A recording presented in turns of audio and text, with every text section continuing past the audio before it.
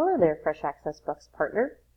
I'm going to be talking you through how to put in your daily sales and data for a matching partner. So you are a farmer's market that distributes tokens on behalf of multiple vendors at the market for both Snap and Fresh Access Bucks.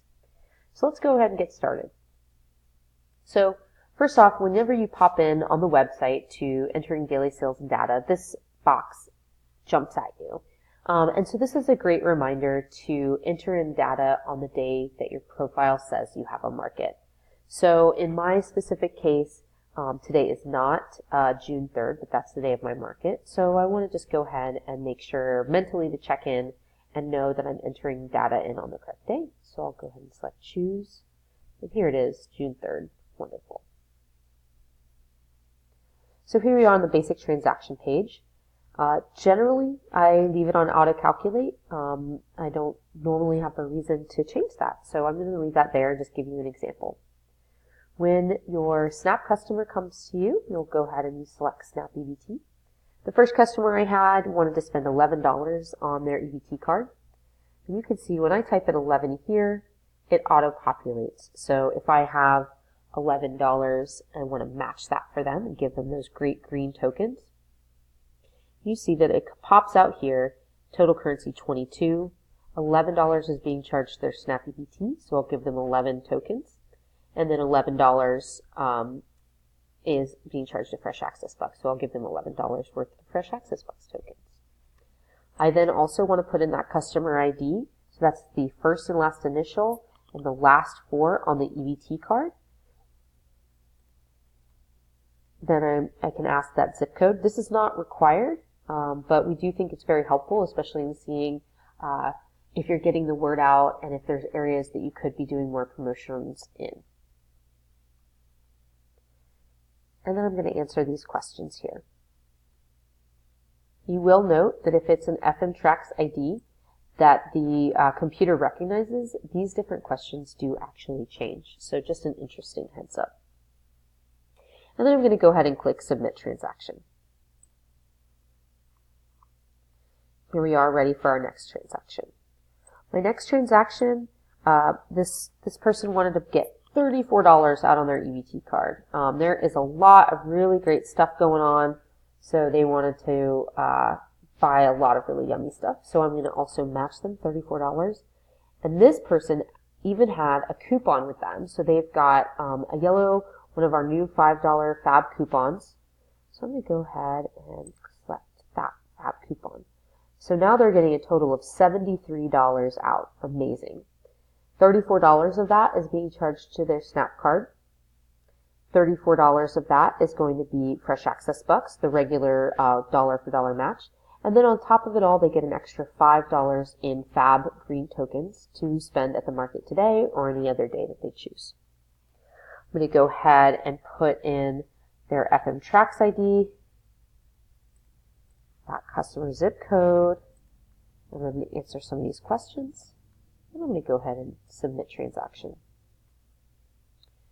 So you can see down here just below, it logs all the transactions that I submitted for that day. So this is great.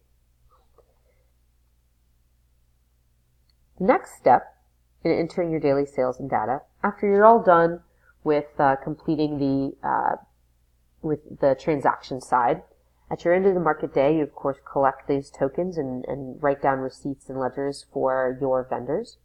You would go in here to your vendor reimbursement.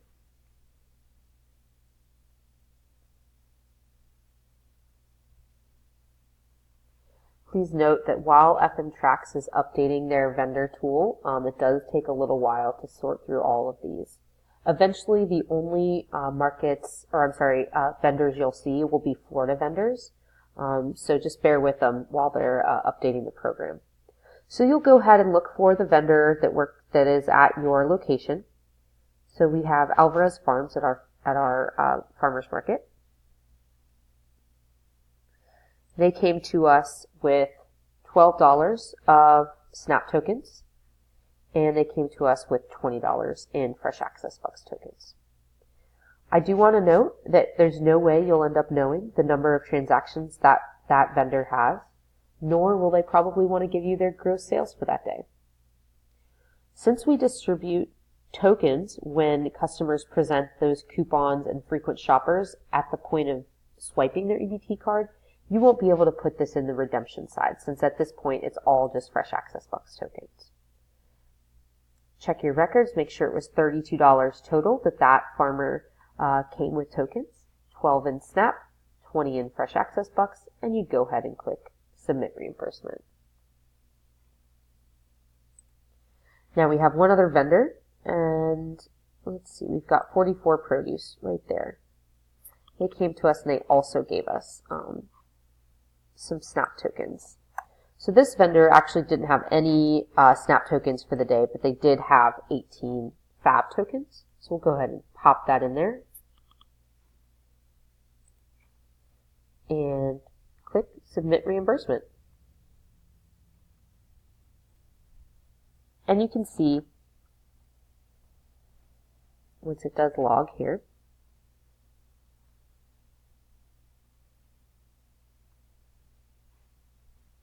it'll come down here, and you can see that. Now, if ever there's anything wrong and you made a mistake, oh wow, this wasn't 44 Produce that actually got it, you can just go ahead and either edit and change the amount or delete it just like this, and it'll come out of your vendor redemption page.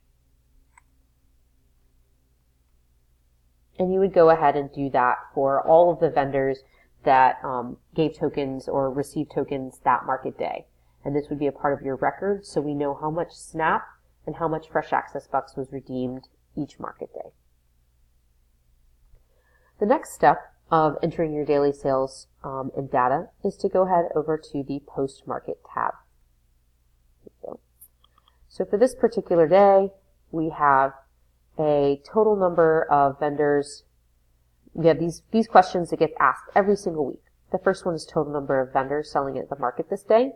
This particular day, I had 7 different vendors at this market.